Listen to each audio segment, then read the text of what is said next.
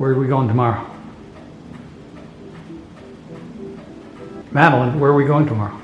Black Canyon. Okay.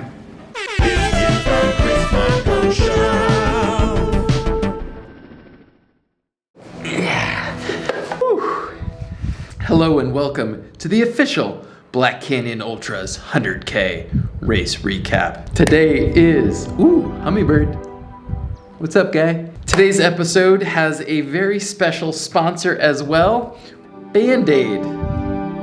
Now, they're not actually providing any financial support for this episode, but I have some bloody knees, bloody elbows, bloody chest region. Took a little bit of tumble yesterday, which we'll get into, but Band-Aid and Neosporin are coming to the rescue today. Now, to the race. Beginning in Arcosanti, Arizona, I believe. The second stop in the Golden Ticket series for Western States.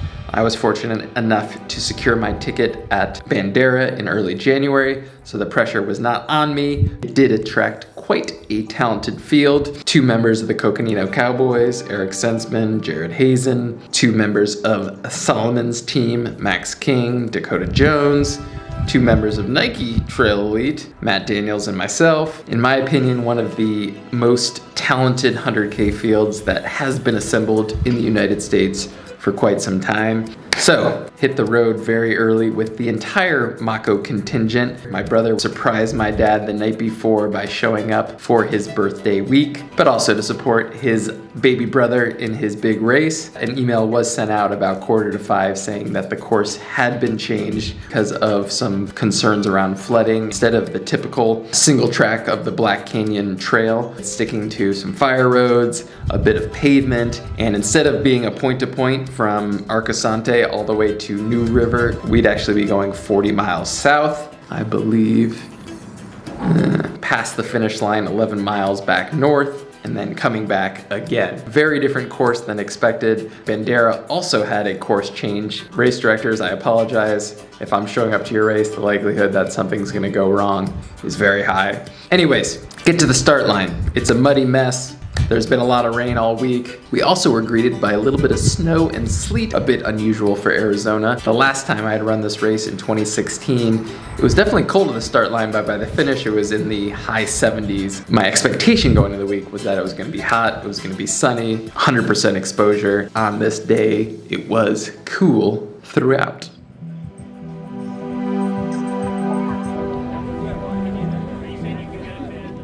Started the race and it's snowing. The storm is here.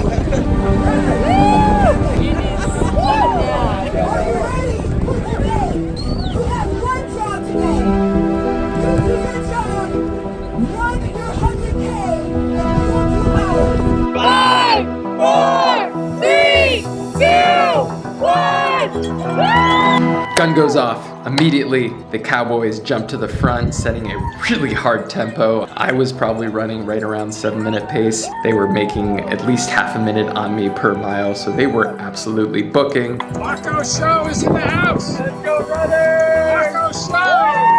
A pack of 4 to 6 developed up front. Decided to let them take off and found myself right around that 12 to 15 place sweet spot that I've come to enjoy at the starter races. Seeing really talented runners just run away from you that early in a race, pretty demoralizing, but I was able to stick to my race plan, go out conservatively, build throughout the race, find myself in this comfortable spot, running with a buddy. He takes a little bit of a tumble. All I can think is, man, I really don't want to fall today. But as you know, my fate would have me hitting the trail floor as well. Just clipped my toe on a rock. Did not brace myself with hands, but instead my chest, my entire bib was ripped off. I ended up bleeding from my chest pretty badly. It looked like I had a bloody nipple, but fortunately no chafing. Actually didn't have any chafing all day, so that was pretty awesome. Anytime you fall during a race, it's pretty jarring. Now found myself in about 15th place. Every time I felt like I was starting to build a little bit of momentum, I'd have a fall, I'd have a bathroom break, and it just didn't feel like things were clicking perfectly for me. But this is what's different about my racing 3 years into trail running as opposed to what it was like my first time at Black Canyon when it was my very first ultra race. I've dealt with falls before, I've dealt with bathroom issues. I didn't let it affect my heart rate. I didn't stress about it. Things don't always go perfectly and you just kind of have to roll with the punches. This isn't an hour-long race. It is a 7, 8, 9-hour race, and I'd have plenty of miles to make up that time as long as I remained patient. First time I got to see my crew was mile 19. 13 and a half behind, about 18th place. Looking great. Woo! Dad's filming, brother's smiling. My mom has her duties to give me 2 fresh bottles. Rob, did you get the time on the first guy? Did you? I got the time on the first guy, but that's all. I got it, Dad. Good. I had him at 9:12, but my watch is 2 minutes fast. Yeah, that's pretty fast getting down the hill. Mocko Show! There you go. Mocko Show. Way to go. Way to go. Way to go. Very small run. Hey, Mocko Show, how you doing? Where's Maddie? On the other side. The best part of that first aid station, I see my mom running after me, shouting my name. She had forgotten to give me my salt tablet that I had requested. I've got your tablet, I've got your tablet. Mom, you are awesome. Get out of that aid station. I'm sitting in just about 15th place. The leaders at that point are 13 minutes up on me, which is a lot. There's 2 ways that I could have approached that information. 1, holy moly, they are very far ahead. Or 2, holy moly, we're gonna see some blowups. You just have to believe that your race strategy is the correct one for you. Mile 37 is the next opportunity that I get to see my crew. At this point, I'm still believing that I'm running a point-to-point course. As I'm approaching the aid station, I notice a sign that says, this is mile 37 aid station, mile 41, and finish line. Perhaps we're not doing the same course as normal. I didn't know they changed the course. 8. You're 8th, buddy. We'd run 2 more miles out to the river, then turn around, run back to the same aid station we had just been at, back up the course, and then 11 miles back to the finish. Going out of that aid station, my brother had just given me updates that I was now in 8th place. I was 23 minutes back from the leaders. I was ecstatic to see that the leader was my Nike teammate and fellow Boulder resident, Matt Daniels. We had been joking that because we were both tall, we should start Tall Boys Track Club. Boulder Tall Boys Club, baby. And exclusively drink Tall Boy cans of beer, merch to follow. So, half a mile after him, Max King passes me.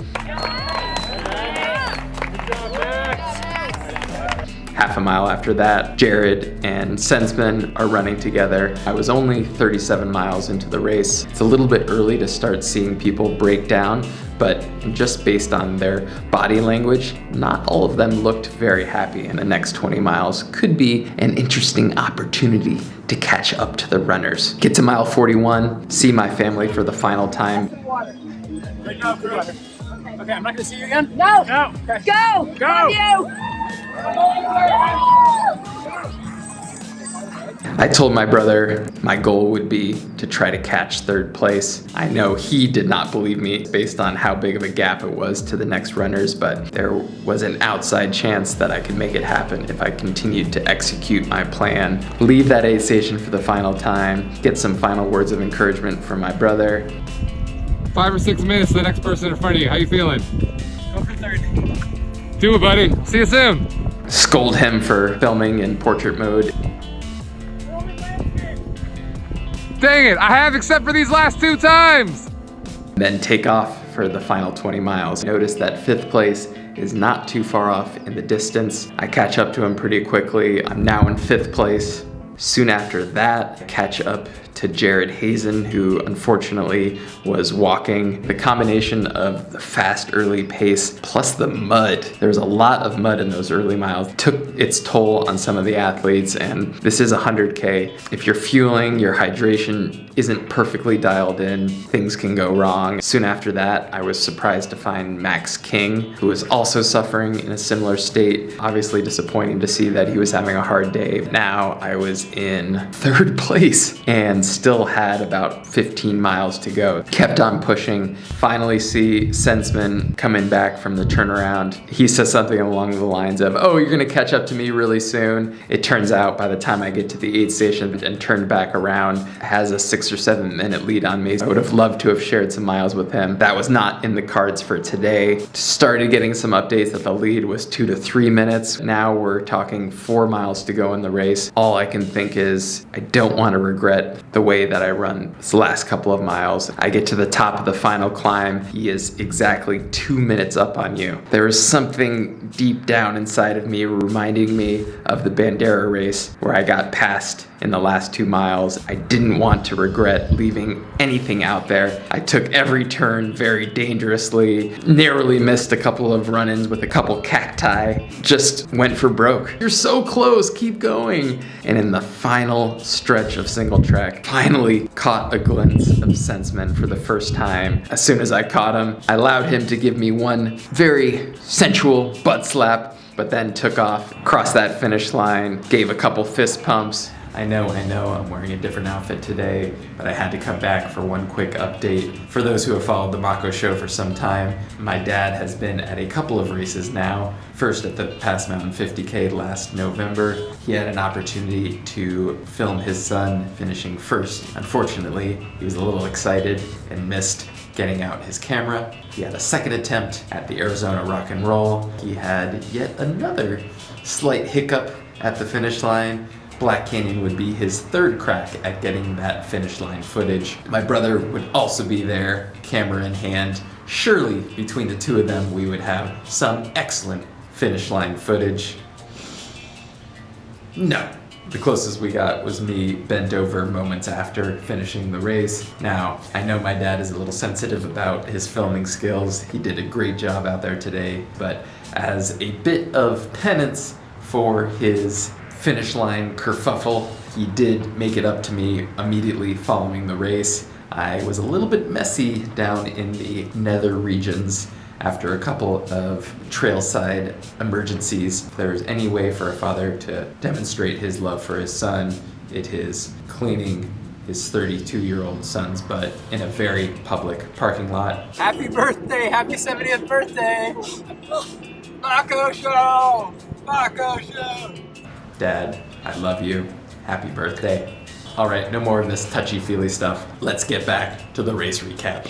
I would have been very content with 3rd. That 2nd spot was really the icing on the cake, the cherry on top. I ended up running 7:45, more than 40 minutes faster than Bandera. I've already taken an hour off of my 100K this year alone. Really gives me a ton of confidence for what is ahead. Huge congratulations to Matt Daniels. This really was the breakout performance that he deserved. Also, shout out to Mr. Senseman. Eric, I'm excited to find some redemption on the Western States Trail with you this year. That pretty much sums up the day. I've had 3 races now in 2019. All 3 of them have gone about as well as I could have expected, if not better. Nike 1 and 2, huh? Man, it's feeling really good right now. Final shout out to the fam, Mom, Dad, Rob. You guys were incredible yesterday. It was so fun to experience that with you. I hope you enjoyed it as well and got to get a little bit of a taste for what I go through. Hey, Mocko Show, show us your chest. My name's not Mocko Show. See money. We've got birthday celebrations going on all week, happy hours, Mexican food, German beer garden. I'm gonna be retiring the trail shoes once again, 5 weeks until my OTQ marathon attempt. We have got some really big things coming, and if I can keep on hitting these workouts, keep on hitting this mileage consistently, we are gonna have a really exciting summer. Okay, don't really know where I want to end this other than to say it really is gratifying to see that the hard work is paying off, and I hope we can continue to build the momentum here.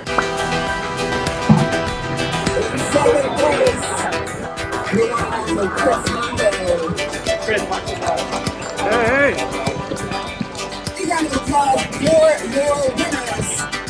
Woo! Turn around, everyone. Hold up that ticket. There you go. Congrats, guys.